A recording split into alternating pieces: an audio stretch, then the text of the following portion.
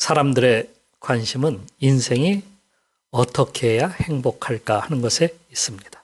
오늘 본문에서는 인생이 하나님을 모시고 살아야 복이 있다 하는 것을 말해주고 있습니다. 이 127편, 이 시편은 솔로몬이 쓴 시입니다.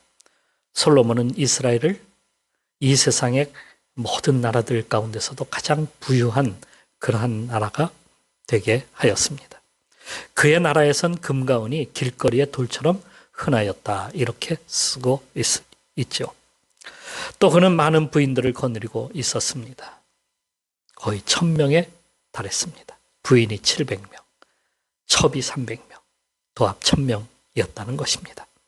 대부분 이들은 이방 여인들이었습니다. 이들에게 신전도 지어주고 궁도 지어줬습니다.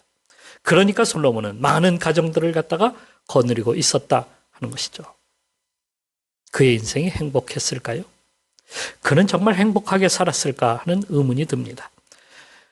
가정이 많아서 행복했을까? 금과 은이 많아서 행복했을까? 그런데 그는 정작 본문에서 하나님이 함께 하시지 않는 그러한 가정은, 그러한 국가는, 그러한 인생은 행복하지 않다, 이렇게 말해주고 있습니다. 본문에서요, 그것을 헛되다라는 단어로 쓰고 있는데 그것을 3번이나 반복하고 있습니다. 이것은 가진 것이 아무리 많아도요, 공허하다 하는 것을 말해주고 있습니다. 그러니까 행복하지 않다 하는 겁니다. 아무리 많이 가지고 있어도, 아무리 든든한 그러한 군사가 있어도, 성을 갖다가 그렇게 지키고 있을지라도 그게 행복을 가져다 주는 것이 아니다 하는 것입니다. 그러면 어떻게 해야 행복할 수 있단 말입니까? 숫자 중에 여러분 제로 아시죠? 0.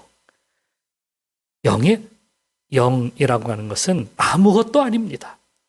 0이 아무리 많아도 그것은 허수예요. 숫자가 그냥 존재하지 않아요. 0은 존재하지 않아요. 소용이 없다는 얘기예요. 0이 그러면 실수가 되려면 어떻게 해야 된단 말입니까? 앞에 정수가 놓여져야 돼요. 만일에 앞에 1이 놓여진다고 한다면 그때서부터 0은 살아나게 됩니다. 허수가 아니라 그때는 실수가 되는 거예요. 그러니까 0만 아무리 많아도 그것은 허수에 지나지 않는다, 존재하지 않는다, 죽은 것이다, 이렇게 말씀드릴 수 있어요. 그러나 앞에 1이 놓이거나 다른 숫자가 놓이게 되면 0은 살아나게 됩니다. 허수가 아니라 그때는 살아있는 수, 실수가 되는 것이죠. 이걸 제일 먼저 발견한 사람이 누구냐? 여러분 누구일 것 같습니까? 저는 솔로몬이다, 이렇게 말씀을 드리고 싶습니다. 솔로몬은 바로 이것을 깨달은 겁니다. 아무리 금과 은이 많을지라도, 나의 가정에 자식이 그렇게 많이 전통의 화살처럼 많을지라도,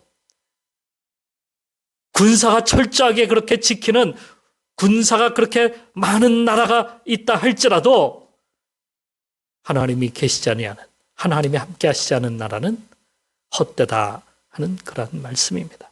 죽은 것이나 다름없다.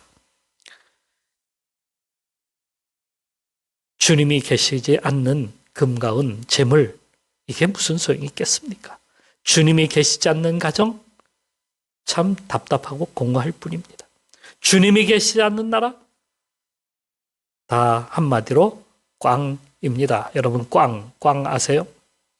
예전에 길거리에 번데기 파는 분들이 있었어요. 그 번데기 파는 그분은 이 둥그런 그런 원형 판을 갖다가 가지고 다니죠. 거기에는 10원짜리 번데기인데 그 번데기를 갖다가 뭐 100원짜리, 50원짜리, 20원짜리, 또 10원짜리, 그리고 꽝, 뭐 이런 것들이 있어요. 근데 꽝이 제일 커요. 잘못 이거 핀을 던지면은 어디에 맞추는 거예요? 꽝. 거기에 맞추면은 10원 내도 주지를 않아요. 꽝이니까. 꽝된 인생 되지 않기를 바랍니다. 인생이 꽝이 되지 않으려면 하나님을 모시고 살아야 된다는 거예요. 인생이 헛되지 않으려면 하나님이 주인이 되셔야 된다는 거예요. 인생이 살아있으려면 하나님이 함께하는 인생이 돼야 된다. 이게 솔로몬이 여기서 말해주고자 하는 것입니다. 자, 먼저 우리 가정을 봅시다. 우리 가정에 주님이 계시지 않는다면 그 가정은 행복이 없다. 이렇게 말해주고 있습니다. 주님이 계셔야 그 가정이 행복한 겁니다. 우리가 항상 신앙과 부딪히는 것이 바로 이겁니다. 나의 남편이나 혹은 아내가 먼저이고 나의 자식들이 먼저이고 하는 그러한 가정들이 우리 많잖아요. 그렇게 우리가 보통 생각해요. 자식이 먼저다. 남편이 먼저다. 아내가 먼저다. 우리의 사고에 그게 꽉 그냥 박혀져 있어요. 어떤 분은 자식이 최고래. 자식이 먼저래. 차를 타고 가다 보니까 차에 스티커 붙이고 다니는 분들이 그 뒤 유리에다가 붙이고 다니는 분들이 많아요. 초보 운전 있잖아요. 그런 거. 그런데 요즘 심심치 않게 보는 그 문구가 있는데요. 뭐냐면 내 차에는 귀중한 내 아들과 딸이 타고 있다. 어쩌란 말입니까? 또 어떤 문구를 보면 차가 위험하면 내 아이들부터 구해 주십시오 하는 문구를 여러분도 본 적이 있을 겁니다. 귀중한 자녀가 타고 있으면 운전을 어떻게 해야 됩니까? 그러면 자기가 살살 해야지. 자기는 운전을 막 하면서 남의 뒤따라오는 차는 살살 해달라는 거예요. 그러면 안 되잖아요. 이런 운전을 하지 맙시다. 어떤 분은 나이 50이 되어가지고 아파트를 사고 또 삶도 안정이 되었어요. 행복할 일만 남았습니다. 그런데 아내가 어느 날 이혼을 하자는 거예요. 그래서 왜 이혼을 해야 되느냐라고 물었더니 내가 이제는 도저히 외로워서 혼자서는 못 살 것 같다는 거예요. 아니 내가 같이 있었잖아. 내가 같이 지금까지 살아왔잖아. 그랬더니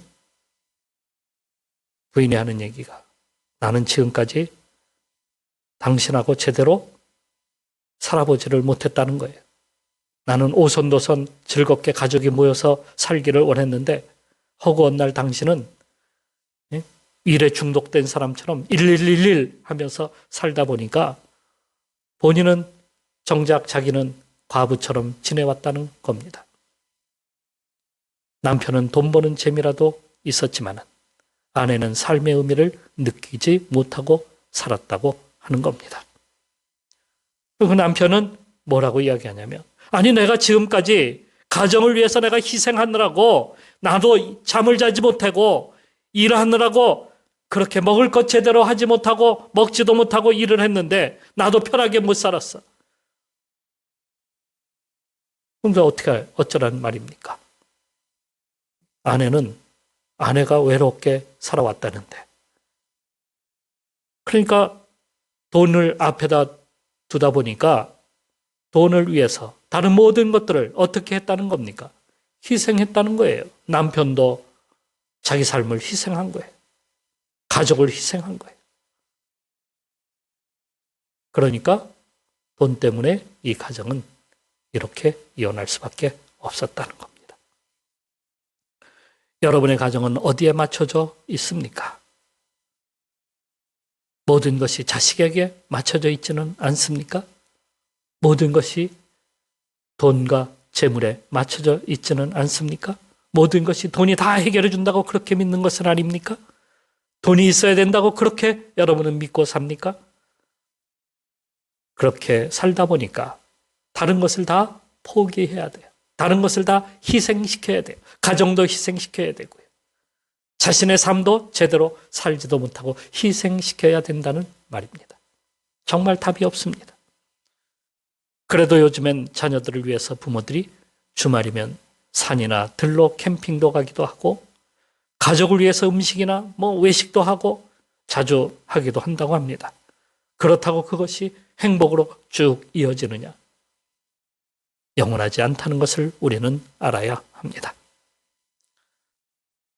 아브라함은 아들을 낳은 후에 그의 아들의 행복을 위해서 살고 있었습니다. 어느 날 하나님은 아브라함에게 아들을 모리아산에 데려다가 하나님께 제물로 드려라, 이렇게 말씀을 하셨습니다. 아니, 하나님께서 우리 가정을 깨트려 놓으시려고 작정하신 거 아니십니까? 주실 때는 언제고? 아니, 달라고 하시다니. 이게 무슨 날벼락입니까? 정말 나의 가정을 행복하게 만들어 주시려고 하신다고 한다면 그대로 내버려 두십시오. 그게 더 낫습니다. 이렇게 말했을 것입니다.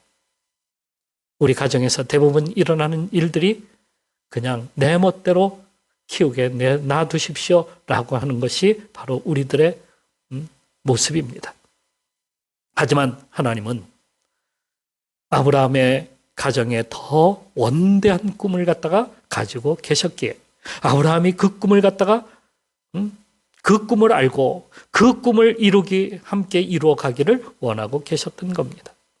그러니까 아브라함의 생각대로, 아브라함의 꿈대로 그대로 자식을 그냥 놔두지 아니하시고 하나님이 원하시는 꿈을 이루고자 하신 겁니다.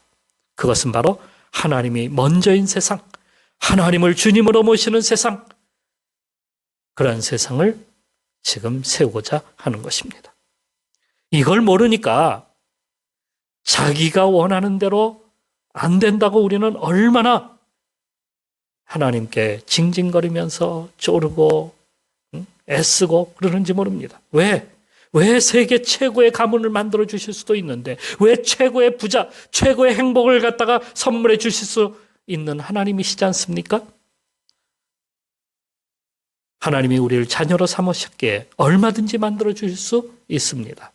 하지만 우리가 하나님도 아닌, 천국이 아닌 피조물에게 목숨을 걸고 인생을 거기에 거는 그러한 어리석은 그러한 사람들, 어리석은 가정이 많기 때문에 하나님은 더 나은 것을 갖다가 우리에게 요구하시는 겁니다.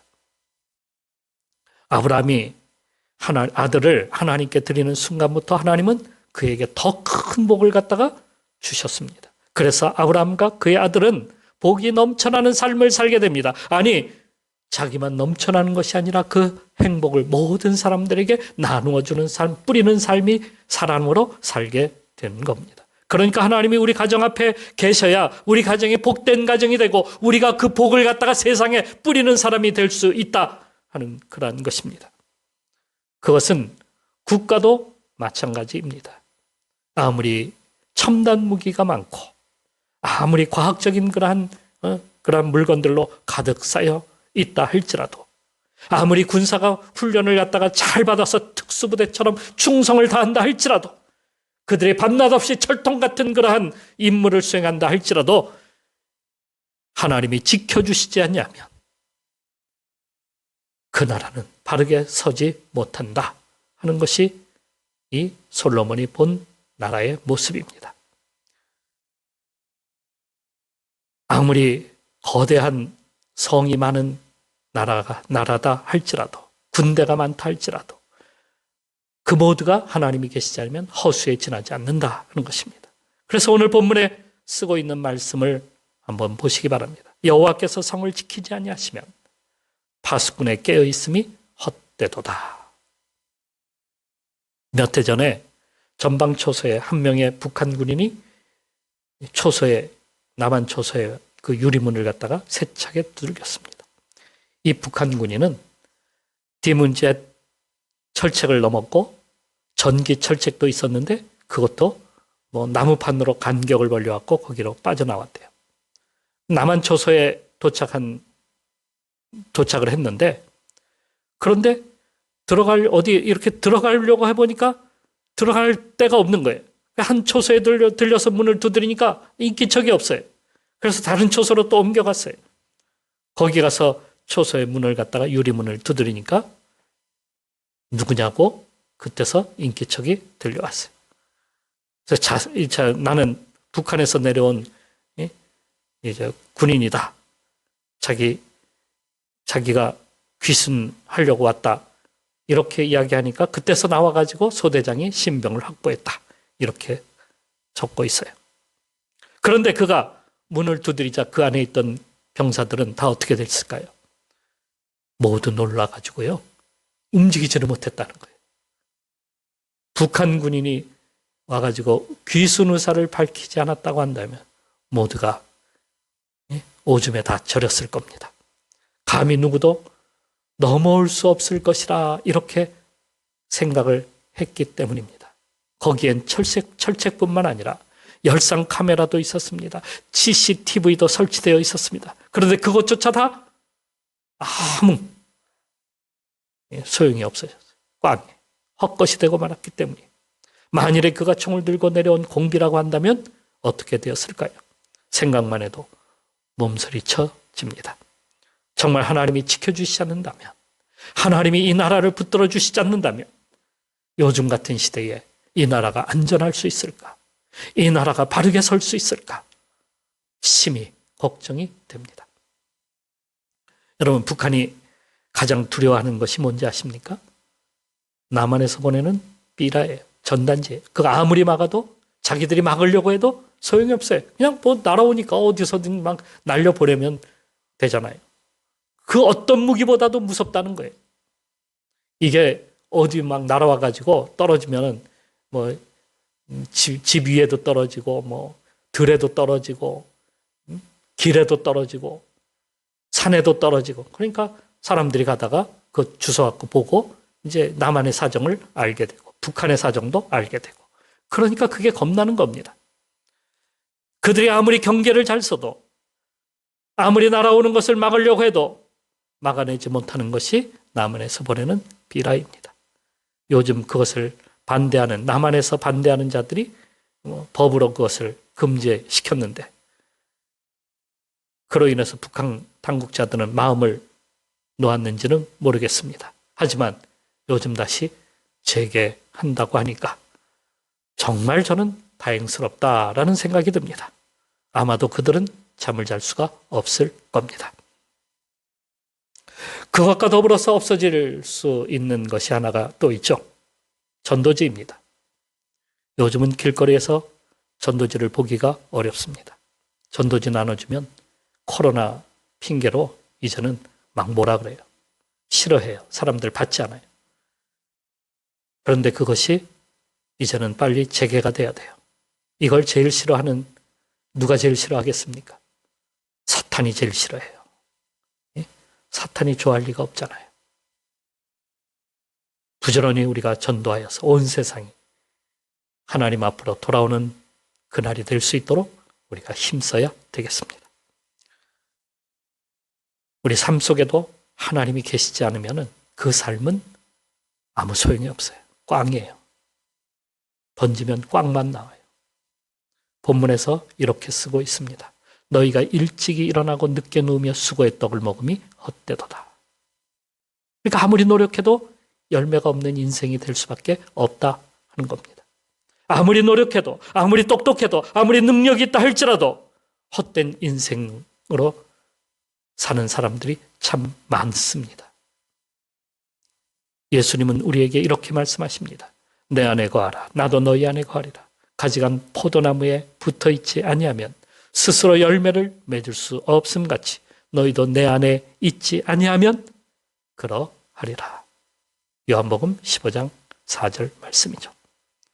나 혼자서 아무리 애써봐야 소용이 없습니다. 주님이 계셔야 되는 거예요. 주님이 도와주셔야 열매가 넘쳐날 수 있습니다. 주님이 계셔야 우리 인생이 풀립니다. 주님이 계셔야 우리 인생이 숫자가 바르게 그 허수가 없어지는, 보이지 않는 그 숫자가 아니라 진정한 숫자, 실수가 되는 것이죠.